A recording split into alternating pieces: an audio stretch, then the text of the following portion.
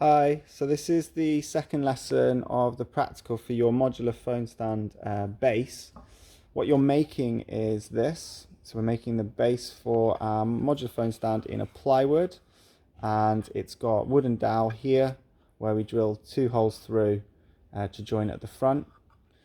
It's got a simple half comb joint at the back on both corners.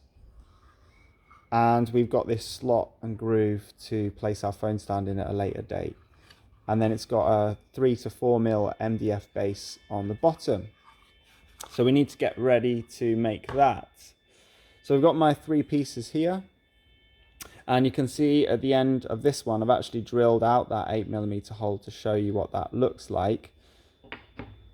When you come to do the drilling, you need to make sure that where you've marked the hole to be, you use a center punch, which will make an indentation where the drill bit needs to be, so that your hole is a lot more accurately placed. So place the tip of that center punch on where the cross is for your hole, and take a hammer and just carefully line it up on the top. Hold it firmly. Just do a practice run to make sure you're not going to hit your fingers, and then just one firm hit. So that's made a little indent. So the next things we need to do are cut these sections out on the scroll saw, drill these 2 holes on the pillar drill, and you can shape these corners a little bit as well on the scroll saw by cutting off a little bit and then using the disc sander or the belt sander just to slowly curve those on their end with the sanding machines. So let's go do that. So this is the scroll saw. We've got an emergency off button at the front. Don't use this unless it's an emergency, because if you push that in to turn the machine on, you need to pull that back out to reset it. So the on button is here, it's green, and the off button is over here and it's red. So that's the machine running quite slowly, and we also have a speed control underneath here that will change the speed to slower and also faster.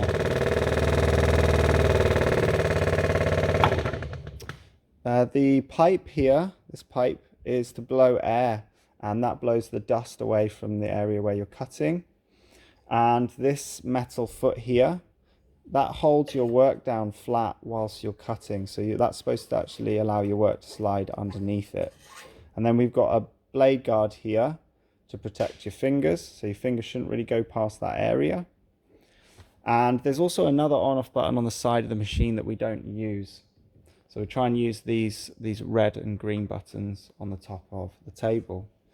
I'd like you first, before you cut your pieces of plywood, so before you cut these sections out, we'd like you to just have a little practice on drawing some corner cuts on some MDF here, and just trying to see if you can neatly cut those out. And we want to cut on or next to our pencil line, really, really close. You don't really want to leave any material to sand away. So I'll show you doing that. Please make sure that you're also wearing your safety goggles. I've got mine here, so I'm going to pop those on. And hair needs tying up. Any loose clothing on the front of you should be tucked away or taken off, like jewellery. So, just going to have a practice cut.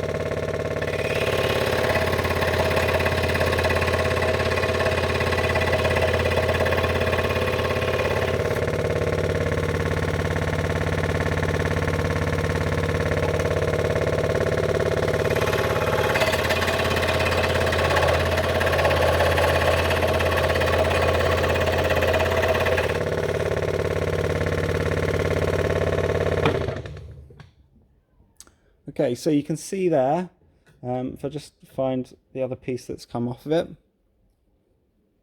I'm quite happy with that cut. I know I can cut on my pencil line now. If you can't, have another attempt. If you still can't, have another attempt. You can draw on here as many times and cut this up as much as you like. It's there for practice. So now we can go to our plywood pieces and remove these sections that we don't want, and also trim a little bit off these corners ready to sand it.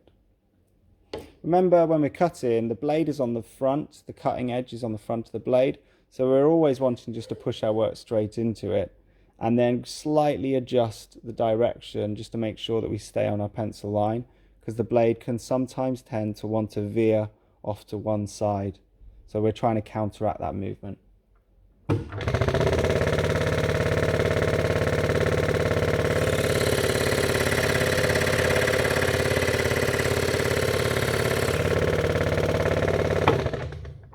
Well, another thing to remember is that the MDF, this is slightly thinner than the plywood in thickness. So you'll see it's slightly different there. So now we need to actually set the hold down foot at the back here a little bit higher up. So just loosen the black screw next to it and place the plywood underneath the foot and just retighten that. And now the plywood should really slide underneath there, and that will hold your work down nice and firmly. Also, the plywood is a little bit tougher than the MDF, so it will cut a little bit slower through this material.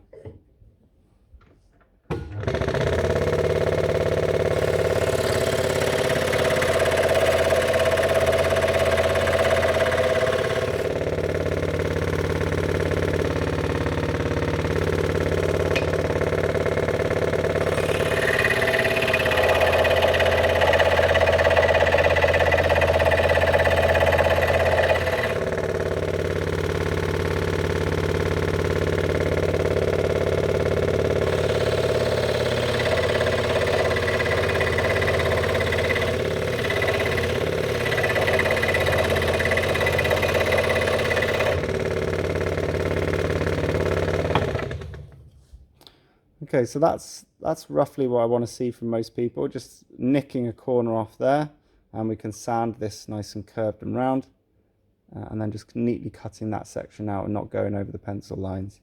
So that's A done. I've got C and B to do next.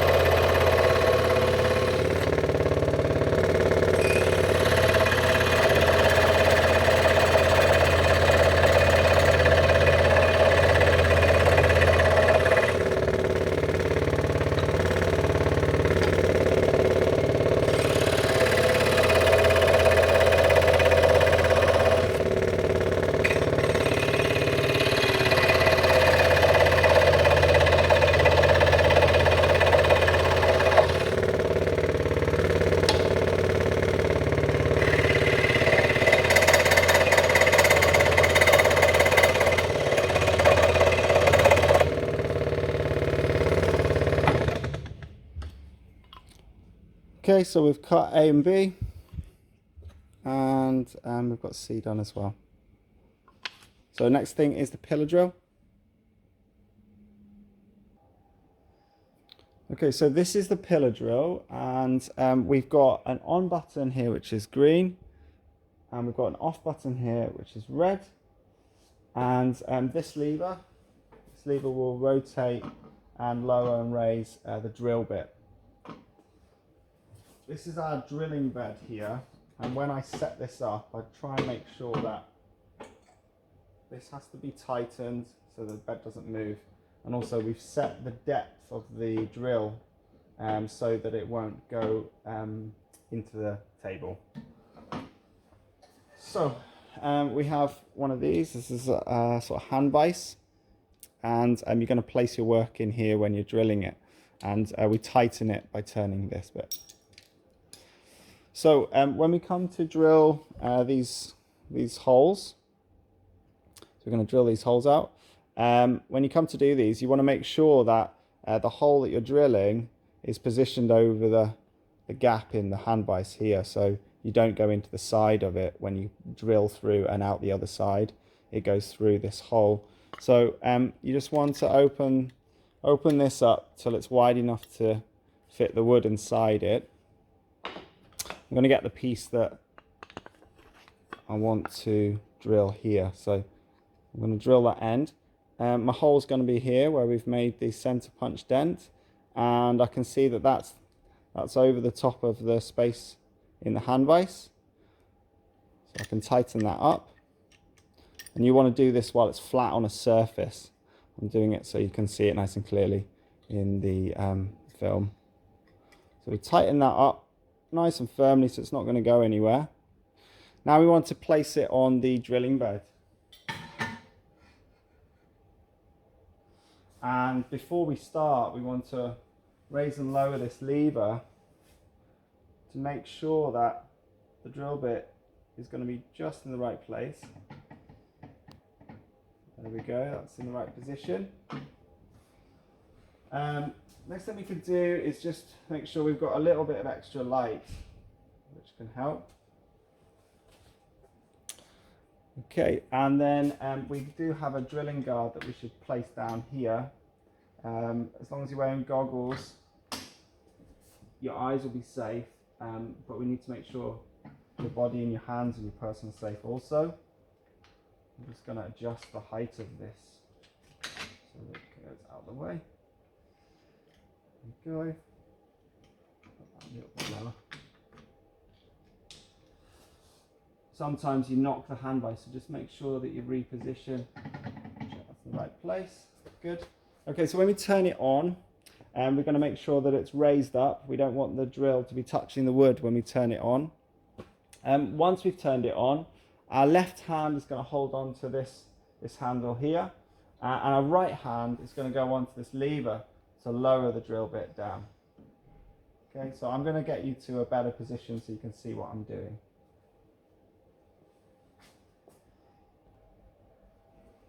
So switch the machine on. Left hand on here to hold that firmly. And then slowly lower this lever. You want to go nice and slowly so that the wood on the other side doesn't tear out.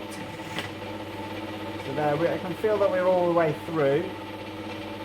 So now let the drill bit up and switch the machine off and wait for it to stop. And you can raise the guard and loosen the hand vise and take your work out. Just tap the sawdust onto the floor and you'll see we've actually got some of the wood is actually torn out, and this can happen, it's quite common, so don't worry about it. Trick is just to go nice and slowly if you can do. So that drilling's done, and then the last thing we need to do is just shape these corners nicely and evenly on the disc sander or the belt sander.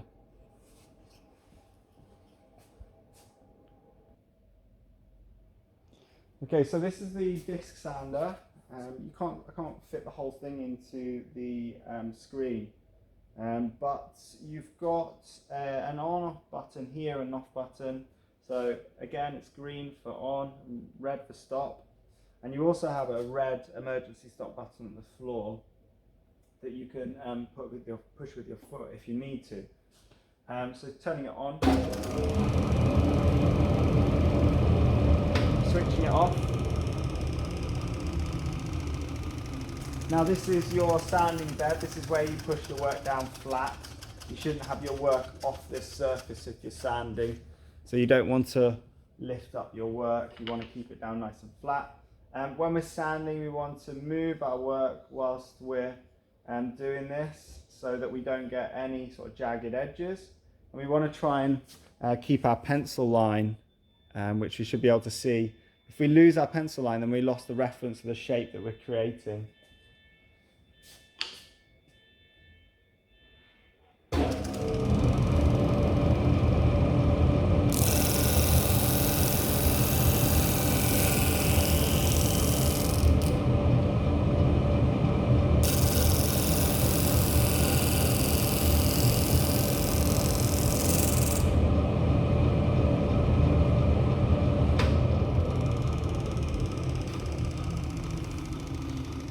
So that's about all I really need to do on there. You can see that I've actually got my pencil line just visible on the edge.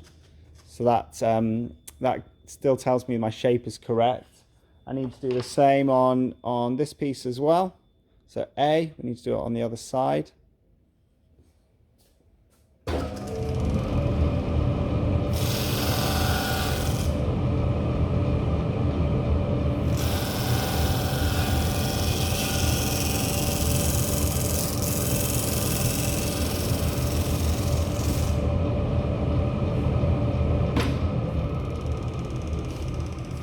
Okay, so that's all nicely sanded as well.